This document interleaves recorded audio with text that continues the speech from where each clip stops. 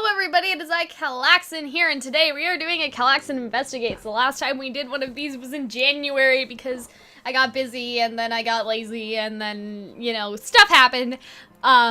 So we haven't done one of these in a long time, but now, KH-VIDS has gotten some new moderators and some new KH news, so obviously, you know, you gotta get get your head in the game. Yeah, okay, so we're gonna take the trailer that came out step by step, because, I watched it already, and it was really fast, and there's lots of, like, symbolism and cool stuff. So, and if any of you guys know me, I'm all about symbolism and cool stuff. Okay, so let's get started. I'll probably put in some of my own music here. Well, let's just skip to the part where there's actual scene. Alright, so you have a nice little scene here of Sora, Kairi, and Riku playing on the island. And this is a really weird shot, and I don't know why they did this. But they're all playing in the water. I mean, they're cute. Like, I like how they've been animated. And then, obviously, you see Sora, and that's, like, baby Sora. And Sora always has this thing with, like, kind of falling into the water. But Aqua is at the bottom, all the stars are lit up, and you kind of see Aqua in the Wayfinder here, which is obviously important because I guess this is kind of her start, like, the start of her adventure, and then, in a second, she begins to fall, and that's kind of when, yeah, that's kind of when she falls into darkness, like, at the end of Birth by Sleep, when she kind of sacrifices herself to get Terra out, and, you know, she's falling and all that. The graphics are great, like, they improved a lot, since we last saw them, and you guys will see there are a few comparison shots out there already of scenes that we've already seen before, from the old trailer, the new trailer, this stuff, so that was obviously, whoa, even this is too fast. They picked a really weird remix of Simple and Clean here, and because of that, things are just, things are going, like, really fast. This is the introduction to 3D. You see them, the Mark and Mastery, then that's Neku, Quasimodo. Okay, let me just tell you, I don't like the Hunchback of Notre Dame world that's in 3D. I have feelings, okay? And it's interesting that they use primarily that one more than any of the other ones, because that one is probably, in my opinion, the worst one. And it's not, story-wise, it's not the worst. It has a pretty good story. The world has a pretty good story, but Esmeralda and Phoebus' voice acting, and I could go on for the voice acting in Kingdom Hearts forever, there are just problems with how lines are delivered sometimes, and it's just, it's frustrating. And so that's my favorite Disney movie, and so that makes me angry. But we're not talking about that, we're talking about the trailer. This is all kind of stuff that we've seen before, Dream Drop Distance kind of things. But here, I think, around here it starts to kind of change back. Yeah, so this is the screen. Oh, it went away. All right. Good job. Okay. So, see, this is the screen that we saw before. Obviously, Riku's hair looks a lot different, if you guys can see that. Like, Mickey's cheeks don't look as sunken anymore. Like, there's definitely a big improvement, and, like, look at those biceps on Riku right there.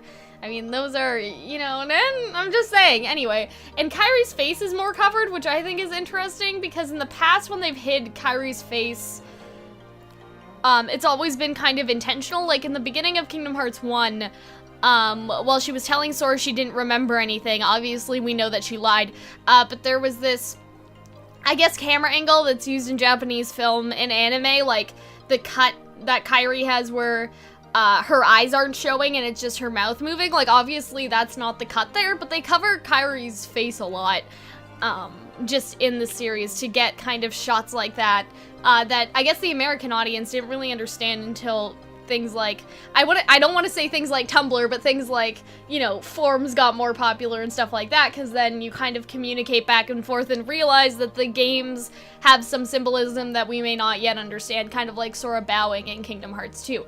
But anyway, we're gonna continue with Aqua.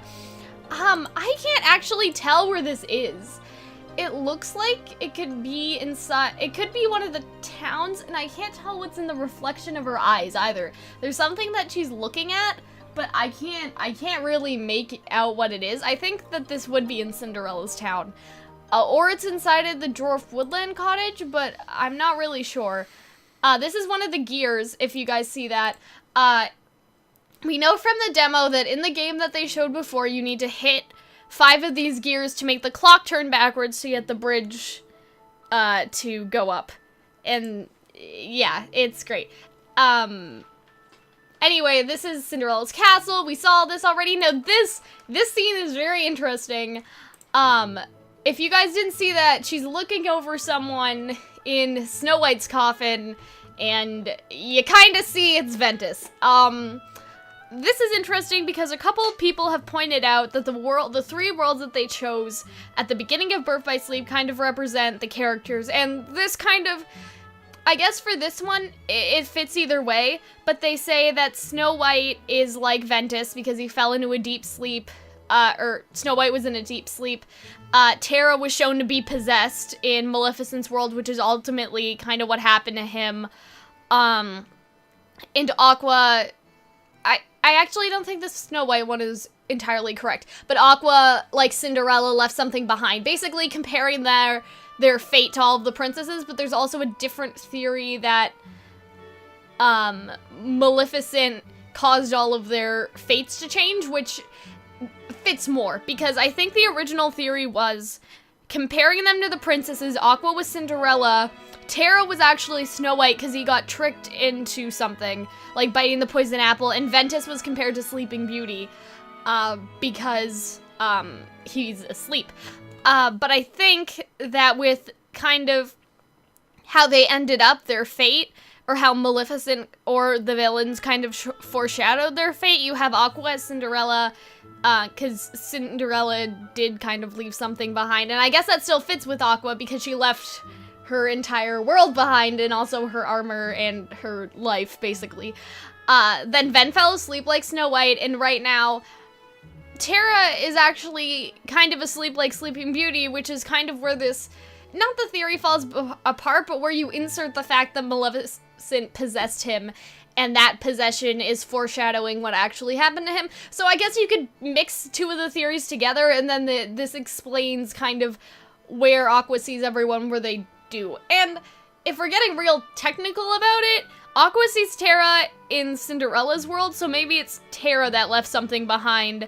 Aqua is in this deep sleep for 1,000 years, and then Ventus is also in this sleep, but it's kind of a different one, because Snow White was poisoned, Ven's heart was fractured. Aqua is also sort of under a spell, but it's a spell that she put herself under, which is more like Sleeping Beauty, I guess. So if you want to be real technical about it, Terra is Cinderella, and there are pictures of Terra in a Cinderella dress online somewhere, probably. So there you go. I didn't want to get so ranty with that. This area is the Queen's Castle. Aqua looks really nice in here. I'm glad the environments for KH 2.8 and KH3 are getting better. If we can get back to, this is Daybreak Town. This is obviously Ira confronting who we think is the Master of Masters, but we know that there's 2 people in a black coat, and I haven't differentiated. Differentiate.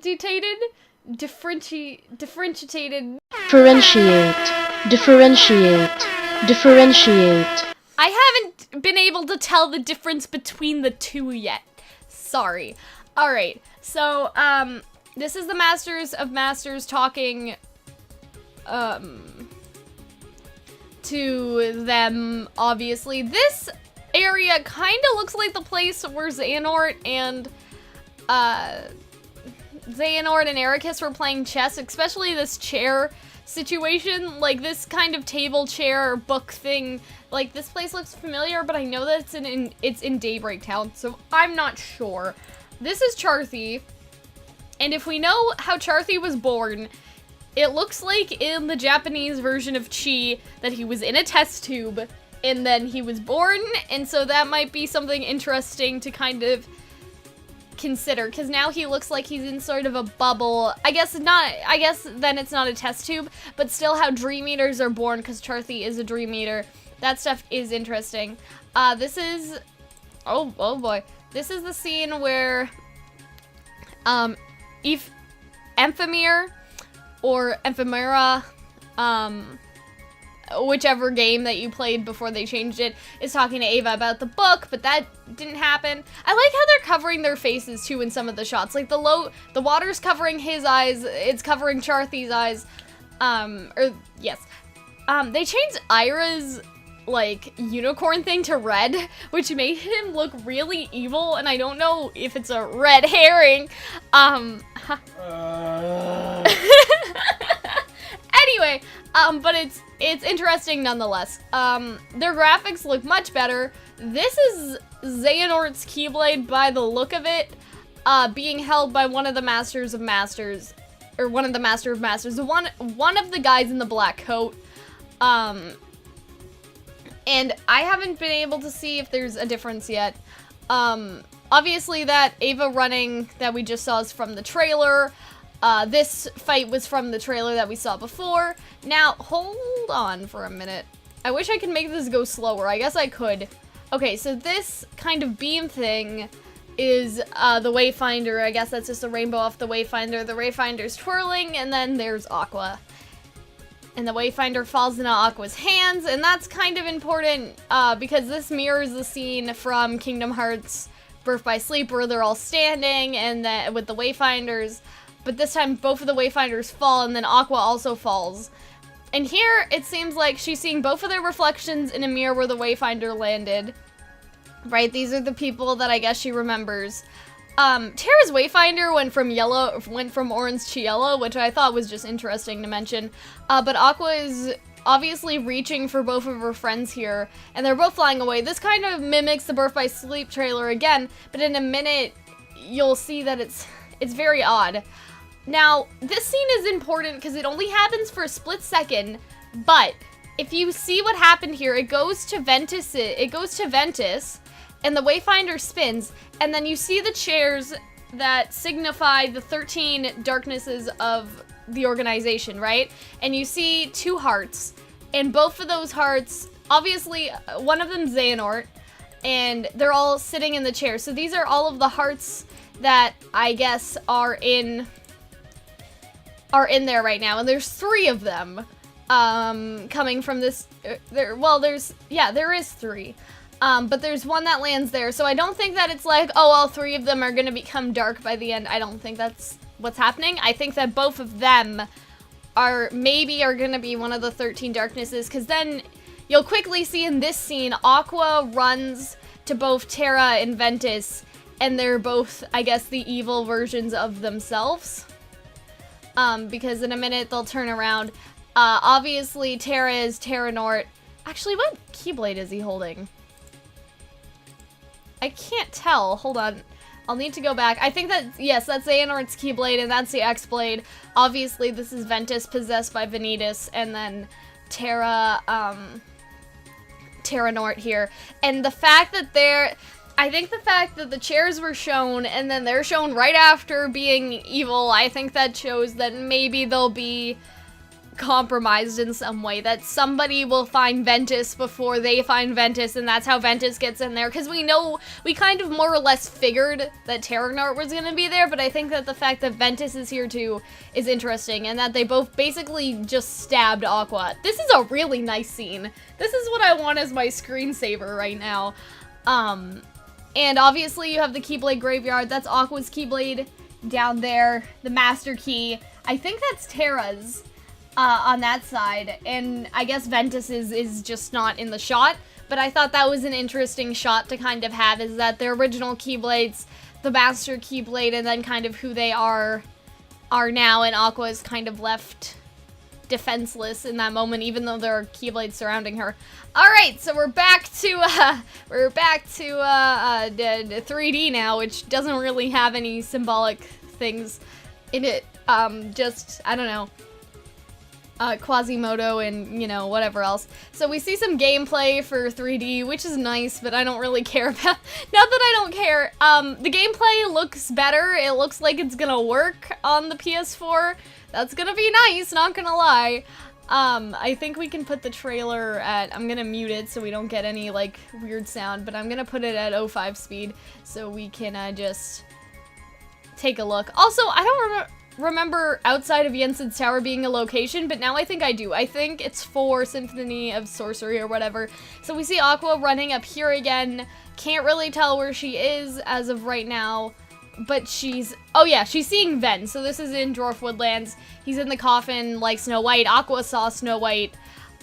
So this could be a PTSD thing or like, you know, a symbolism thing. Now this is probably the best part of the trailer, in my opinion, is that when Aqua sees herself in the reflection of the mirror, and the mirror actually talks to her and says that her heart is full of darkness, but no, Aqua says that her heart is strong in all of these things. But the mirror really seems to get to her. Now, I think this is interesting because Aqua has kind of been hallucinating this entire time, like she's kind of going crazy, and so I think this is kind of a battle with her, like, inner demon, sort of, in a way. Like, this is a battle with the darkness inside her, and also what the mirror signifies in-game is, you know, like, mirror, mirror on the wall, who's the fairest of them all, and then she sees herself back, so that could also signify that maybe, either like the queen, she sees, I guess, like the evil queen, I mean, like she sees someone that is challenging her to be the best, or it could be Snow White kind of looking back at her that she is the best. She is the best of all of the Keyblade Masters, and she's gonna fucking save our ass. Alright, so this kind of mirrors the scene from Kingdom Hearts 1 where Riku grabs out to the darkness to bring Sora into the darkness. There's that hand reach that you see in a lot of the Kingdom Hearts beginnings, I guess. I don't want to say beginnings, but like in trailers and things like that.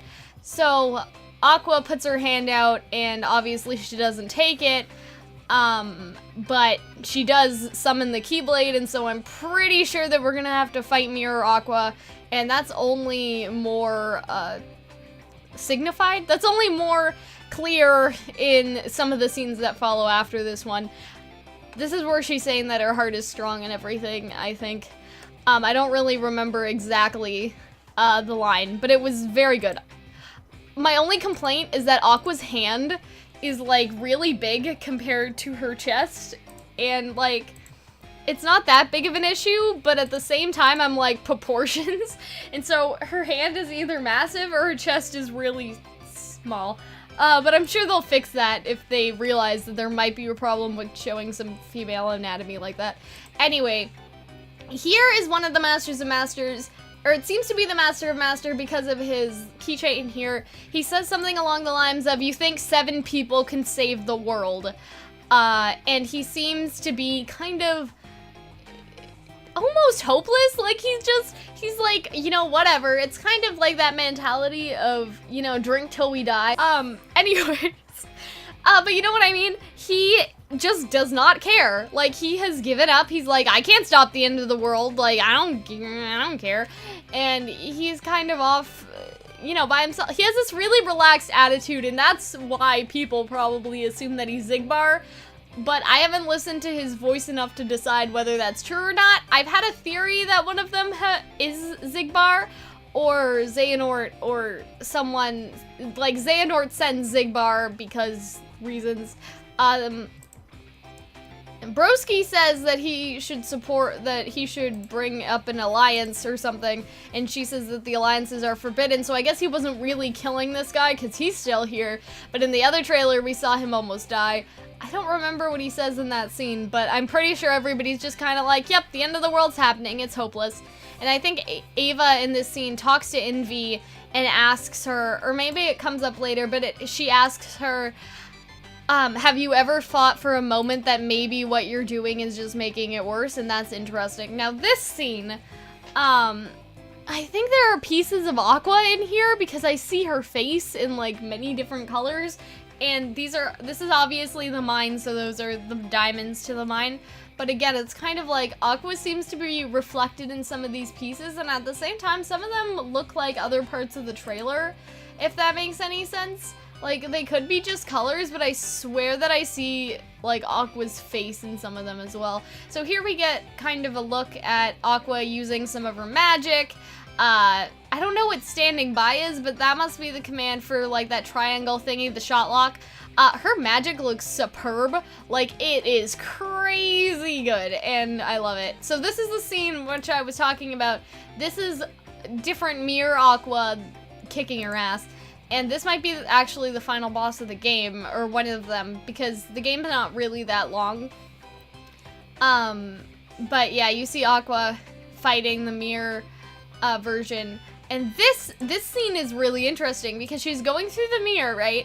And then in a second, she's gonna flip upside down by hitting one of the pillars, and I just can't help but think that that is super good game design. Yeah, this is great level design, is that I guess she was upside down, and now she's right side up. Or she's upside down, but she's on the right side because that treasure chest is there.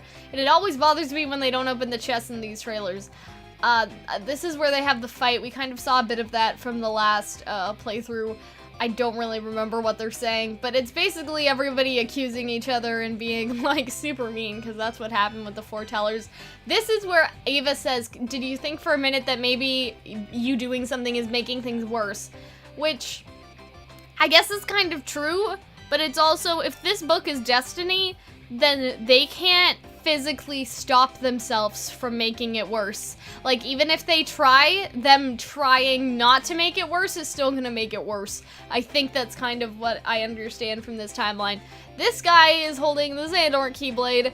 This guy is who they think, one of them sounds like Xigbar, and I'll listen to it a bit more, but I did think about it for a while and I kind of agree that one of them does sound that way a lot. Okay, so this one holding Xehanort's Keyblade is the Master of Masters, which means that this is either Xehanort or this is Xehanort's Master, because we saw in the Kingdom Hearts 3 trailer that that Keyblade was up on a wall, so Xehanort must have took it. So that could be Xehanort's Master, or it could be Xehanort, but one of them is probably Xehanort or Xigbar or someone from the future in that way. So this is Aqua again. I think she's still falling. Now this is interesting because we're back in the realm of darkness and she says something about giving up. But then Mickey comes and finally finds her. So I think we'll see in the game. But what I'm thinking is that the reason why Mickey didn't come get her right away is because she was basically done and, like, kind of said that she could give into the darkness, and Mickey didn't want to take her out because, you know, she kind of had, if she had given into the darkness, she would have been, like, not as evil as Terra, but, you know, around that. So, in this scene, we don't know what world this is yet, but by the thorns and by that pillar in the background, a lot of people are thinking it's the Sleeping Beauty Castle, which would make the most sense because we already saw the other two. There are a lot of Heartless here, and that's probably because of Maleficent, to be perfectly honest. And so, all of these Heartless are making this giant ball death thing that's probably gonna destroy us eventually. That's pretty much the end of the trailer. The release date has been moved. It was gonna be December 2016. Now it's the 24th of July, or the 24th of January, please excuse me. It's gonna be during my exams, so I'm probably gonna shut off the internet for a few days, and then, during the weekend after my exams, just lock myself in the basement, with Hunter and play it. Play the new ones, and then, you know, everything else. So, those are my thoughts on the trailer. I still think that someone from the future is with the Master of Masters. The Master of Masters needs to be someone in some way kind of related to Xehanort, because he has Xehanort's Keyblade. So it might be Xehanort's Master, or it might be, you know, again, somebody from the future situation. If it's Xigbar, I don't know. But I was thinking it was Xigbar before because of how he was standing and kind of the cocky attitude he had. So it wouldn't be that much of a reach, like, for me. But I guess that we'll have to see. I don't think their identities will be revealed, though, to be honest, in that, in the game. But in Kingdom Hearts 3, obviously, we'll see. And we'll see why Mickey didn't save Aqua the first time he saw her. But I think it has something to do with all of her issues, like her hallucination and her other things. Anyway, guys, this has been kind of a long video to look over a 2-minute thing, but Kingdom Hearts news is hard to come by, and we need to analyze these things because that's important, and I like making fancy symbolism things out of nothing. So, anyway, guys, if you like this video, give it a thumbs up. Make sure to check out KH-VIDS if you're watching it on YouTube. If you're on KH-VIDS, or even if you're not, remember to reply to the form, I guess, if you have any ideas or want to respond to what I'm saying in the comments or on KH-VIDS. KH-VIDS is obviously a bigger audience, so if you really want to strut your Kingdom Hearts knowledge stuff, then that's the place to do it. Alright, guys, thank you everyone who helped me with this video, and yeah, we'll see you all later. Bye!